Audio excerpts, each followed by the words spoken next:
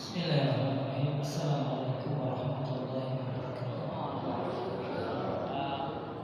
Alhamdulillahilladzi arsala rasulahu bil huda wa dinil haq liyudhhirahu 'ala dini kullihi wa kafa billahi shahida. Asyhadu an la ilaha illallah wahdahu la syarika lahu wa asyhadu anna Muhammadan 'abduhu wa rasuluh la nabiyya wa la rasula ba'dahu. Allahumma shalli 'ala Muhammadin sallallahu alaihi wasallam wa 'ala alihi wa sahbihi wa tabi'ahum bi ihsan ila yaumil din. Jamaah alhamdulillah segala pujinya bagi Allah Rabbul Alamin. Kita masih diberikan kehidupan yang nikmat, panjang umur, sehat walafiat, sehingga baru saja kita menyelesaikan sholat maghrib berjamaah, dilanjutkan dengan taklim yang diangkat dari kita masing-masing kita dari Imam Nawawi Al-Ghazali bersama guru kita nanti Ustaz Yusuf. Tak lupa salawat dan salam semoga Allah mencurahkan kepada kekasih kita di Jumat malam Nabi besar Muhammad sallallahu alaihi wasallam, ke seluruh keluarganya, sahabatnya dan pengikutnya hingga kiamat. Mari kita awali dengan salawat tasbih satu kali bersama-sama. Allahumma shalli ala sayyidina Muhammad wa asghir li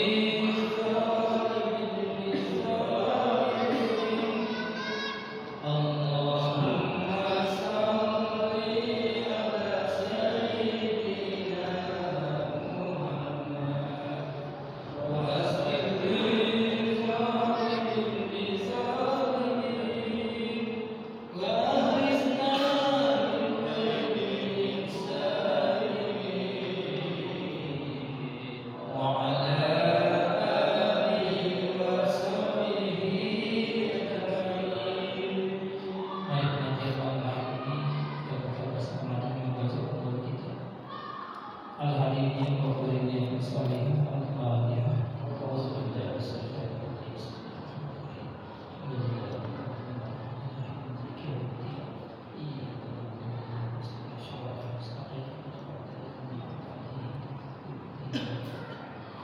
Pada kami kesempatan seperti ada sharing tadi. Ada.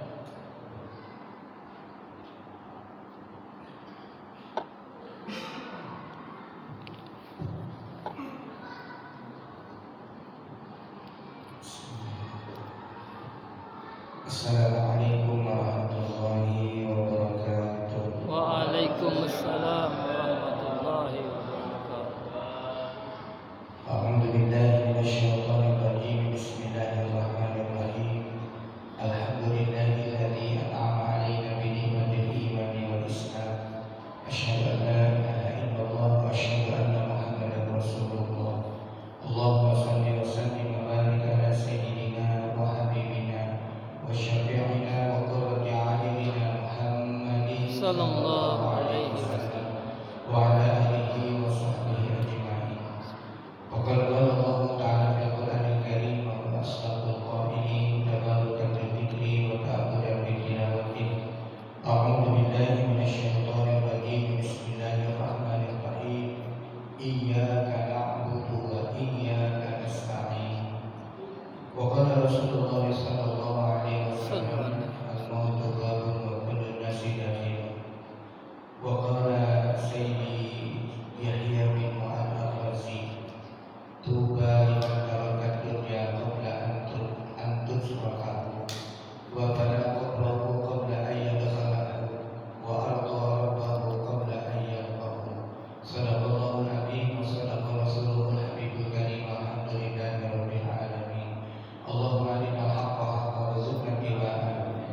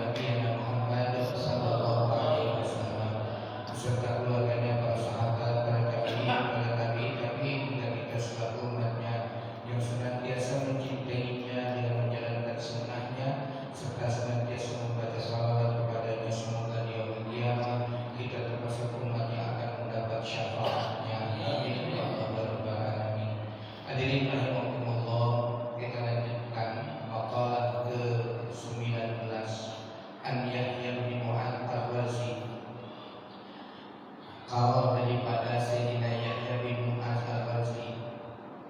Beliau menyampaikan kepada kita sebagai salah satu nasihat, tuba liman taraka dunya qabla an tatrukahu. Bahagialah orang yang lebih dahulu meninggalkan dunia sebelum dunia meninggalkannya. Maksudnya kita hidup dalam dunia ini selama masih ada umur, Allah masih kasih rezeki. Milik rezeki Allah sudah atur, semua ada dalam takarannya. Ada kemudian di antara kita mungkin berkecukupan, malah mungkin juga ada yang berlebihan. Terkadang titipan Allah berupa harta, berupa amanah, jabatan, berupa kedudukan, berupa pangkat, kadang-kadang melupakan kita untuk senantiasa beribadah kepada Allah Subhanahu wa taala. Padahal ibadah ini adalah tugas pokok saat kita diciptakan oleh Allah Subhanahu wa taala. Maka sumber daya apapun yang kita miliki adalah milik Allah Subhanahu wa taala. Dan yang kemudian sekarang kita akui sebagai milik kita pada hakikatnya itu adalah pemberian dari Allah Subhanahu wa taala. Terkadang saat kita kaya lupa untuk bersedekah, lupa untuk berzakat, entah lupa, entah pura-pura lupa, Allah a'lam. Kemudian saat kita punya jabatan, punya kedudukan dan lain sebagainya, kadang-kadang jabatan dan kedudukannya bukan dipakai untuk jihad di jalan Allah Subhanahu wa taala. Malah kadang-kadang titipan-titipan itu kemudian kita menjadi punya sifat sombong di kalangan makhluk yang lainnya. Oleh karena itu, Sayyidina Yahya mengingatkan kita bahwa besok lusa kita dia akan meninggalkan dunia. Karena pada dasarnya dunia bukan kampung kita. Kampung kita adalah nanti di akhirat. Tapi kampung itu alamatnya ada dua. Yang satu ada surga, yang satu ada neraka. Maka kemudian segala titipan dari Allah Subhanahu wa taala ini seyogyanya tidak yang digunakan untuk di jalan Allah Subhanahu wa taala. Maka berbahagialah kemudian saat orang memiliki dunia, kemudian dunianya itu dipakai jihad di jalan Allah. Entah itu disedekahkan, entah ada yang diwakafkan, entah ada yang dijadiahkan, entah kemudian yang mengeluarkan zakat yang merupakan kewajibannya. Dan itu tidak akan mengurangi. Maka baginda Nabi Sallallahu Alaihi Wasallam dalam salah satu hadis yang bersabda, "Mana qasamalun min sadaqatin bal yazdad bal yazdad." Tidak akan pernah berkurang harta yang disedekahkan, kecuali akan bertambah. Maka hadirin rahimakumullah, orang yang pintar, orang yang cerdas, di mana kemudian dia mempunyai kelebihan ini kemudian ditanggung. Seperti halnya kita punya urusan tentang anak-anak kita. Anak-anak kita mungkin sekarang masih usia SD, besok lusa akan masuk SMP, maka kemudian kita menabung bagaimana nanti keperluan SMP-nya terpenuhi. Terus begitu, tingkat SMA juga begitu, apalagi nanti kuliah. Maka orang yang cerdas, orang yang bijaksana adalah saat dia banyak menabung untuk perjalanan akhiratnya. Sehingga saat dia meninggalkan dunia yang dulu dia sedekahkan, dunia yang dulu dia tasarrufkan di jalan Allah Subhanahu wa taala, bisa dinikmati nanti di yaumul qiyamah. Sebaliknya, banyak orang meninggalkan dunia yang kemudian dunia itu menjadi beban di antara ahli warisnya. Tuba liman taraka dunya, bahagia orang yang lebih dahulu meninggalkan dunia qabla an tatrukahu, sebelum dunia meninggalkannya. Wa kana qablahu qabla an yadkhulahu, dan berbahagialah orang yang lebih dulu membangun kuburnya sebelum dia memasukinya. Apakah maknanya kemudian kita membeli tanah sekarang ukuran 2x1, kemudian tanah itu dipatok diberi nama kita? Tidak juga. Karena saat kita meninggal dunia, kita sudah tidak punya kewajiban apa-apa. Yang punya kewajiban terhadap orang meninggal adalah orang yang masih hidup. Di mana orang yang masih hidup wajib hukumnya meskipun fardu kifayah untuk kemudian mengurus jenazahnya, entah itu memandikan, entah itu mengkafani, entah itu mensolatkan, entah itu juga menguburkan. Maka maksud daripada hal ini adalah saat nanti kita masuk ke dalam kubur, maka kubur itu betul-betul menjadi tempat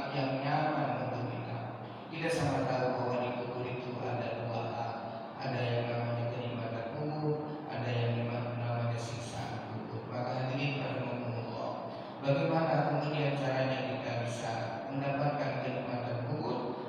Bi an amila ma fihi tunisu fil qabri, dengan mengamalkan, dengan berbuat apa-apa yang kemudian yang jadi tabungan kita di dalam kubur. Hadirin rahimakumullah, apa saja di antara tabungan yang akan sampai kepada kita saat kita sudah meninggal dunia? Dalam hadis yang sangat masyhur dan ini sangat-sangat dihafal, idza mata ada min amaluhu illa min salasin. Apabila ada manusia yang meninggal dunia, maka seluruh amalnya kemudian terputus kecuali 3 hal. Sadaqatin jariyatin, sedekah harta yang dikeluarkan di jalan Allah Subhanahu wa taala berupa sedekah jariyah, au ilmin yuntafa'u bih, atau ilmu yang dimanfaatkan. Apa makna daripada ilmu yang dimanfaatkan? Apa yang kita pahami maka itu kita jalankan, maka itulah ilmu yang manfaat. Yang ketiga, awalan sholihin yad'ulah, anak yang soleh yang senantiasa mau mendoakan. Hadirin rahimakumullah, lebih banyak daripada itu amalan-amalan yang kemudian nanti besok akan sampai juga kepada kita. Mana diantaranya saat kita menanam pohon itu kemudian jadi, maka tumbuhlah daun-daunnya. Daun-daunnya itu kemudian bisa ada keberlanjutan yang bernapas hewan, atau kemudian pohon itu berbuah. Buahnya kemudian diambil oleh anak-anak atau misalkan oleh orang lain, dan kita tidak pernah membicarakan itu sebagai sesuatu yang bikin kita kesal. Apakah itu memang sedekah? Atau misalkan buah itu dimakan oleh burung-burung yang memang itu juga makhluk Allah Subhanahu wa taala, maka pohon itu manfaatnya akan sampai kepada kita ila yaumil qiyamah. Apalagi diantaranya saat kita membuatkan sumur untuk kepentingan umum. Banyak sekali programnya sekarang. Ada sumur untuk masjid, ada sumur untuk pesantren, ada sumur yang kemudian yang lebih jauh untuk saudara-saudara kita di Malaysia dan lain sebagainya. Dan semua orang yang memanfaatkan air tersebut, maka kemudian kita akan mendapatkan pahalanya meskipun kita sudah meninggal dunia. Apalagi diantaranya kita memberi tanah, kemudian di depannya itu kita sedekahkan untuk jalan. Sepanjang tanah itu kemudian dimanfaatkan oleh manusia, maka pahalanya akan sampai kepada kita meskipun kita sudah meninggal dunia.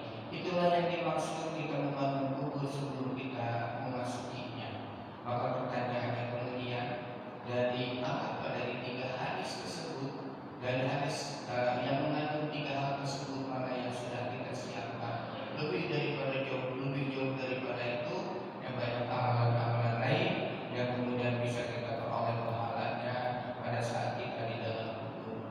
Hadirin rahimakumullah, yang ketiga, wa radallahu qabla ayyaqahu, dan bahagialah orang yang Allah ridha kepadanya sebelum ia menemui Allah. Dan saat kita taklim dari kecil itu sudah diajarkan dengan kalimat raditu billahi rabba wa bil islami dina wa bi muhammadin nabiyya wa rasulah, dan seterusnya, di mana kita ridha bertuhankan Allah Subhanahu wa taala. Maka kita itu harus evaluasi. Kalau kita ridha kepada Allah, maka kemudian Allah ridha kepada kita. Kita yang ridha, tapi betul kan Allah ridha kepada kita? Selama ini mungkin kita baru tatanan syariat saja, sholat, puasa, zakat, sedekah, haji, umroh, itu tatanan syariat. Apakah kemudian sholat itu tanha anil fahsya wal munkar? Sholat kemudian mulutnya tidak lagi membunyi, tangannya kemudian tidak lagi mengambil sesuatu yang diharamkan, matanya tidak digunakan untuk melihat yang dilarang, telinganya ditutup untuk mendengarkan hal-hal yang berupa menghilangkan ingatan kepada Allah Subhanahu wa taala, ataupun hatinya kemudian selalu mengingat Allah Subhanahu wa taala. Bukankah Allah Subhanahu wa taala pemilik segalanya? Maka saat apa yang diberikan kepada kita berupa titipan dari ujung rambut sampai ujung kaki, itu adalah jasad kita. Jasad kita akan kembali ke tanah. Adapun yang akan kembali kepada Allah adalah ruhnya yang memang titipan dari Allah Subhanahu wa taala. Maka hidupkanlah ruh. Maka saat ruh hidup, jasad akan mudah melakukan ibadah kepada dalam sholat pun Allah hanya meminta satu, aqimis sholat dzikri, dirikanlah sholat untuk mengingatku. Ternyata di dalam sholat saja kita banyak tidak mengingat Allah, apalagi di luar sholat. Maka pertanyaannya kemudian apa Allah akan ridho kepada kita? Wala taqnut min rahmatillah, jangan pernah berputus asa daripada rahmat Allah. Maka oleh karena itu bersyukurlah kepada Allah.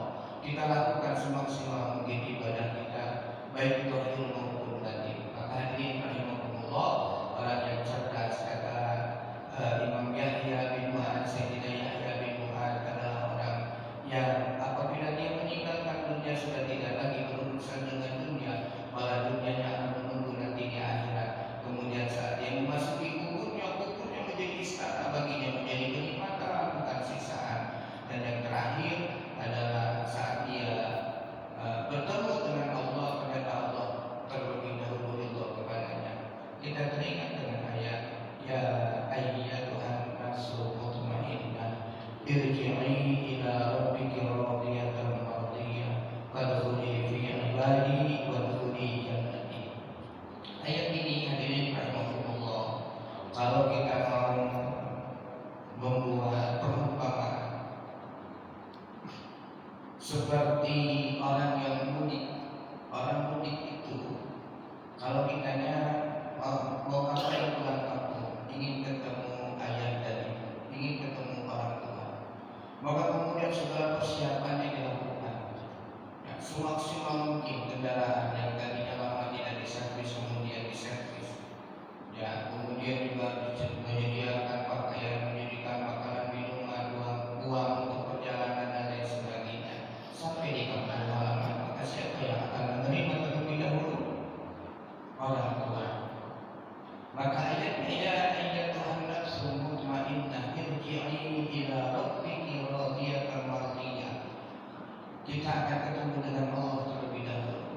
Untuk orang-orang yang jiwanya tenang, ketemu dengan Allah sama seperti tadi orang mudik ketemu dengan orang tua. Maka kemudian radiyatan mardiyah, orang tua itu ridho dan diridhoi, disambut anaknya dengan sukacita, ditanya sehat atau tidak, bagaimana keluarga, bagaimana anak-anaknya, meskipun istri dan anaknya dibawa. Kemudian selepas itu, ya, selepas antara anak dan orang tua melepaskan, ya, maka kemudian biasanya orang tua akan mengarahkan yang pulang mudik ini untuk ketemu saudara-saudaranya. Ketemulah dengan entah itu adiknya, entah itu kakaknya, entah itu tetehnya, entah itu pamannya, entah itu ponakannya. Maka kemudian di dalam kalimatnya, ya ayyatuhan nafsul mutmainnah irji'i ila rabbiki radiyatan mardiyah fadkhuli fi ibadi. Masuk dulu, gabung dulu dengan hamba-hambaku, kata Allah. Siapa hamba-hamba Allah? Siapa yang diakui oleh Allah sebagai hambanya? Para nabi, para rasul, ya, siddiqin, sholihin, para wali-walinya Allah. Kalau sudah kemudian bertemu dengan saudara-saudaranya, orang tuanya pasti bilang, kau capek ya dari perjalanan jauh dari rantau sampai ke kampung. Tuh ada kamarnya sudah disiapkan, spraynya sudah diganti, kamarnya sudah disapu, malah dikasih minyak wangi.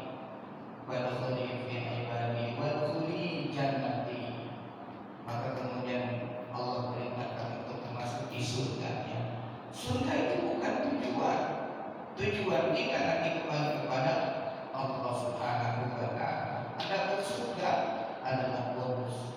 Maka itulah tempat kembalinya kita saat Allah ridho dan kemudian kita pun ridho. Maka kita ridho kepada Allah itu imtithal awamiri wajtinabun nawahi, melakukan apa yang diperintahkan Allah, menjauhi apa yang dilarang. Bukan hanya sekedar syariat, bukan hanya ibadah zahir, tapi juga nanti kepada ibadah batin. Jadi karena soal ibadah ini sebetulnya lebih menekankan kepada ibadah zahir, ibadah batin, di mana kita dituntut untuk sholat, di mana kita dituntut untuk puasa, di mana kita juga dituntut ibadah syariat yang lainnya.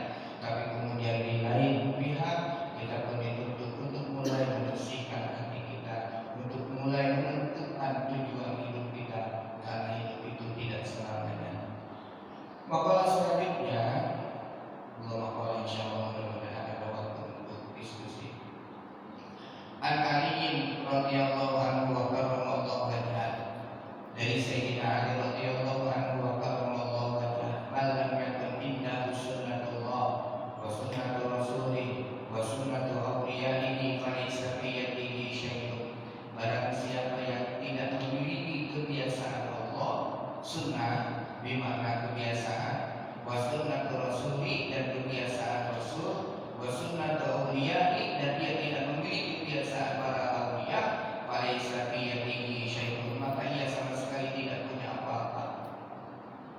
secara hartanya juga punya, secara jabatannya dia tinggi dan lain sebagainya. Tapi kalau dia tidak punya sunnatullah, sunnahnya Rasul, sunnahnya Aulia, maka ia tidak memiliki apapun. Wakilnya, maka ada sahabat yang kemudian bertanya kepada Sayyidina Ali, ma sunnatul Rasul, ma sunnatullah.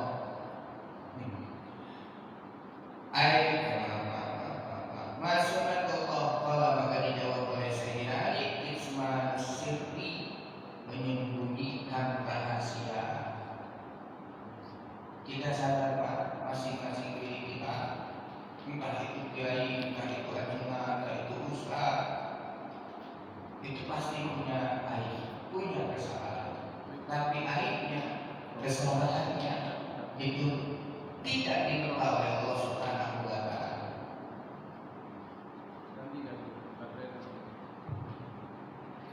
Aib kita, kesalahan kita itu tidak dibuka oleh Allah, tidak diperlihatkan oleh Allah. Maka pertanyaannya kemudian, kenapa kita sering membuka aib orang lain? Kenapa kita sering membuka kesalahan orang lain? Malah kadang-kadang kesalahan orang lain dibuat status meskipun dengan kalimat sentilan. Maka sunnatullah ini, kebiasaan Allah, adatnya Allah, kebiasaannya Allah, ini sejauh ini kita memang kewajiban kita untuk selalu menuntut aib sesama muslim. Tapi memang di zaman sekarang sangat luar biasa. Entah itu medsos, entah itu TV dan lain sebagainya, malah banyak acara-acara yang kemudian membuka aib orang lain. Wakil sunnatul Rasul. Pertanyaan kedua, apa yang kategori kebiasaan Rasul? Qala al-madaratu bainan nas, al-midaratu bainan nas. Kebiasaan para utusan Allah itu keliling terhadap umat-umatnya. Maka hadirin rahimahumullah, umat akhir zaman, siapapun yang jadi ulama, siapapun yang jadi ajaran, siapapun yang jadi ustaz,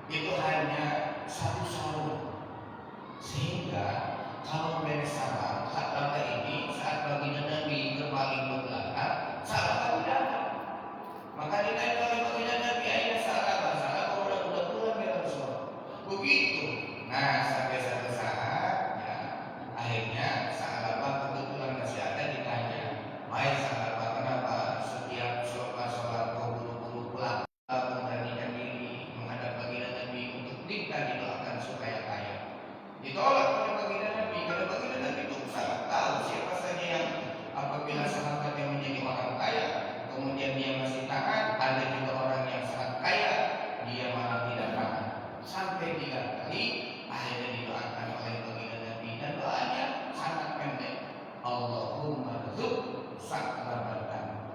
Ya Allah, berikan rezeki kepada saklabatan. Maka kemudian diberikan seekor kambing. Dari seekor kambing lama-kelamaan ternyata semua kambing yang ada di Madinah itu adalah milik saklabatan. Sudah bukan lagi tidak hidup berjamaah, sudah bukan lagi tertinggal berjamaah, tapi sahabat kemudian berani meninggalkan sholat. Dan di ujung hayatnya sahabat ditagih zakat, tidak mau bayar zakat. Di zaman baginda Nabi Shallallahu Alaihi Wasallam, diteruskan di zaman para sahabat begitu pula. Akhirnya sahabat kemudian mau bayar zakat, ternyata Allah sudah menutup, tidak mau menerima zakat daripada takat syukur khatimah. Itu di zaman baginda Nabi. Ya. Maka kemudian masjid ini memang harus betul-betul jadi pusat dakwah kita. Wakil nama sunnatu awliyai. Wahai Sayyidina Ali, apa kebiasaan para wali Allah? Qala ihtimalul adha anin nas. Para walinya Allah adalah mereka mau menanggung ya, kesengsaraan daripada manusia. Masya Allah, kita banyak mengenal ya, para wali-wali Allah yang terkenal di Indonesia itu 9 wali yang terkenal heroik perjuangannya. Kalaupun kita mengenal dari segi perjuangannya saja, Masya Allah, bagaimana mereka berjuang itu pasti dengan capek ya, mengorbankan tenaga, mengorbankan harta, mengorbankan istirahat, sampai mengorbankan nyawa. Itulah para kekasih-kekasih Allah. Apakah sampai sekarang wali Allah ini masih ada? Masih ada. Andaikan tidak ada wali di zaman ini, maka bisa dipastikan sudah terjadi kiamat. Kenapa? Karena itulah memang wali Allah ya, yang dikatakan para kekasih Allah adalah orang-orang yang dekat dengan Allah Subhanahu wa Ta'ala. Dan wali-wali Allah ini beda-beda. Ya, ada yang dizahirkan, ada yang disembunyikan.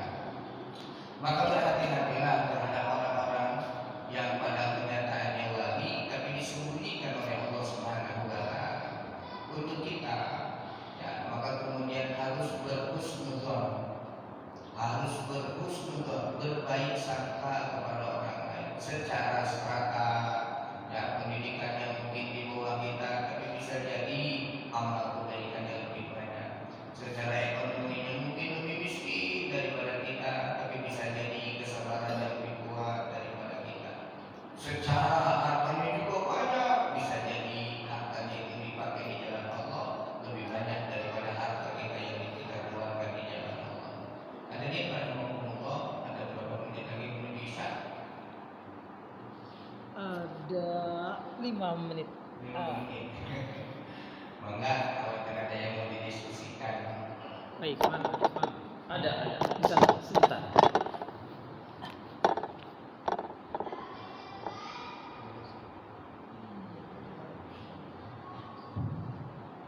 Assalamualaikum warahmatullahi wabarakatuh. Ustaz Yusuf, di awal pembahasan tentu saya menyampaikan berhubungan orang yang meninggalkan dunia sebelum dia meninggalkannya. Ini pertanyaan ini habis atau awal saja? Kau ulang. Yang ingin saya tanyakan dalam kaul ini, apakah ada korelasi dengan hubungan dengan Al-Quran surah An-Nur ayat 37? Saya bacakan. A'udzubillahi minasyaitonir rajim. Rijalun tulhihim tijaratun an dzikrillah wa iqamis shalah wa ita'iz zakah yakhafuna yawman yataqallabu fihi qulubul absar. Yang artinya laki-laki yang tidak dilalaikan oleh perniagaan dan tidak pula oleh jual beli dari mengingat Allah dan dari mendirikan sholat dan dari membayar zakat. Mereka takut pada suatu hari yang di hari itu hati dan penglihatan menjadi goncang. Kalau tidak salah, sebelum ujungnya pada sahabat Nabi ketika adzan mereka tinggalkan perniagaan untuk kedai mereka untuk sholat berjamaah. Mohon penjelasan. Terima kasih. Assalamualaikum warahmatullahi wabarakatuh.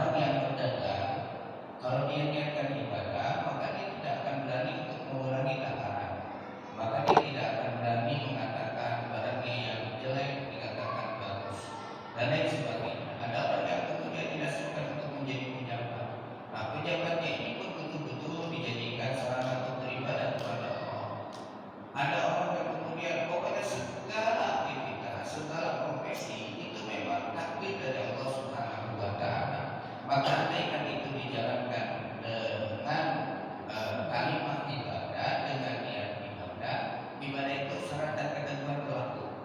Mohon maaf, ibadah itu syarat dan ketentuan yang berlaku. Maka kalau bicara tentang syariat, kalau misalkan ibadah sholat itu ada syaratnya, ada rukunnya, ada hal yang membatalkannya dan lain sebagainya.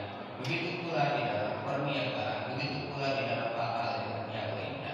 Hatta di ayat tersebut dikatakan, ya, kalau kemudian terjemahannya apabila datang sholat kemudian ditinggalkan. Sekarang juga masih begitu itu di Mekah di Madinah, tapi tidak sedikit, cuma bentuk toko hewan, ya, terutama di Jeddah ya, yang memang di luar Mekah dan Madinah. Tapi begitulah memang. Maka terseleksi lagi nantinya.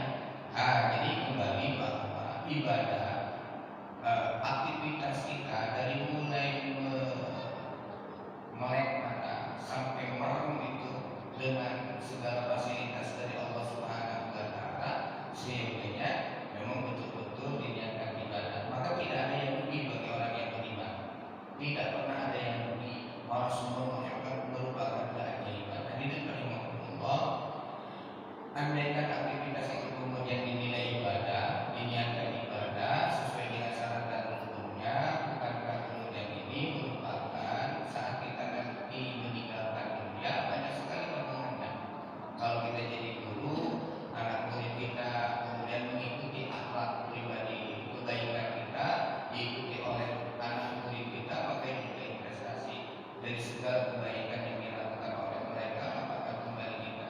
Dunianya sudah kita tinggalkan, tapi investasinya itu akan terus mengalir. Sama seperti ada orang yang membiayai yatim, beliau biayai, kemudian dia pesantrenkan, disekolahkan dan lain sebagainya.